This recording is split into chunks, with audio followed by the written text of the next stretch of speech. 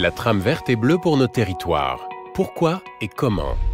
La trame verte et bleue a pour objectif d'enrayer le déclin de la biodiversité au niveau global en agissant localement.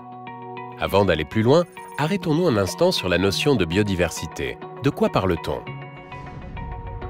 Ce sont des espaces naturels, comme les milieux boisés, les zones humides, les milieux aquatiques, le littoral ou encore les espaces agricoles, dans lesquels évoluent des espèces qui vivent en interaction entre elles et avec le milieu.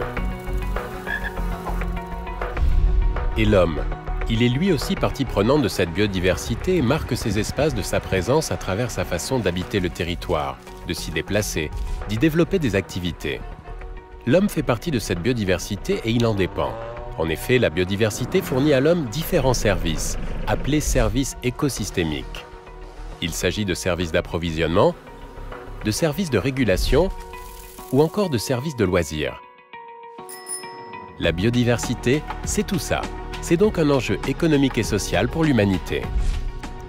Mais la biodiversité ne cesse de décliner et les services qu'elle rend de s'altérer. L'ampleur des changements d'occupation des sols et la vitesse de ces changements sont responsables de son déclin. La nature a de plus en plus de mal à fonctionner, à s'adapter. Une espèce doit en effet pouvoir se déplacer pour satisfaire ses besoins vitaux, se nourrir, se cacher, se reposer, se reproduire dans des habitats de qualité. Pour y parvenir, elle doit pouvoir se déplacer d'un habitat à l'autre en empruntant un réseau de continuité écologique. Ceci est valable pour toutes les espèces à différentes échelles. Aujourd'hui, préserver la biodiversité, c'est assurer la survie des espèces en leur permettant, comme à l'homme, de satisfaire ses besoins vitaux. Il s'agit de maintenir les réseaux de continuité écologique qui permettent à la biodiversité de fonctionner, d'évoluer, de s'adapter.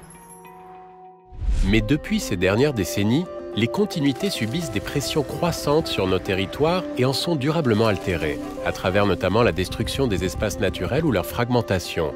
Les paysages subissent une banalisation, signe d'une perte de diversité.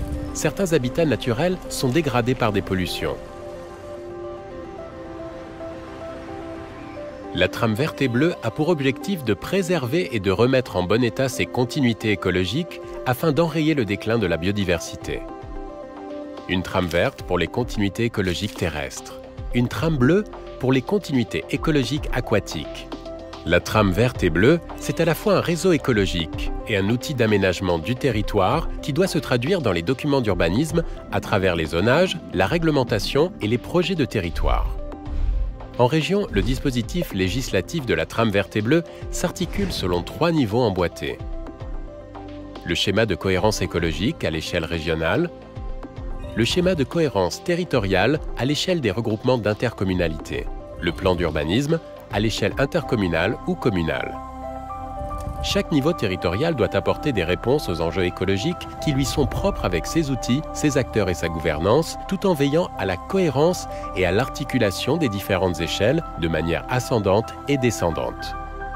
La déclinaison de la trame verte et bleue est donc propre à chaque territoire selon ses caractéristiques, sa géologie, son relief, ses richesses naturelles, ses paysages façonnés par l'homme au fil des siècles et ses enjeux.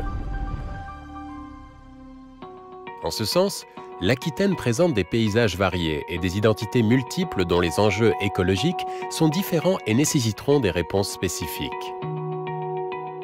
Ce sont les élus et leurs équipes qui sont en première ligne pour agir en faveur d'un aménagement plus durable des territoires. En concertation avec leur population, ils cherchent le meilleur compromis pour l'homme et la biodiversité. Pour vous accompagner, l'URCAUE a mis en place l'assistance continuité écologique afin d'apporter des réponses adaptées aux enjeux spécifiques de vos territoires.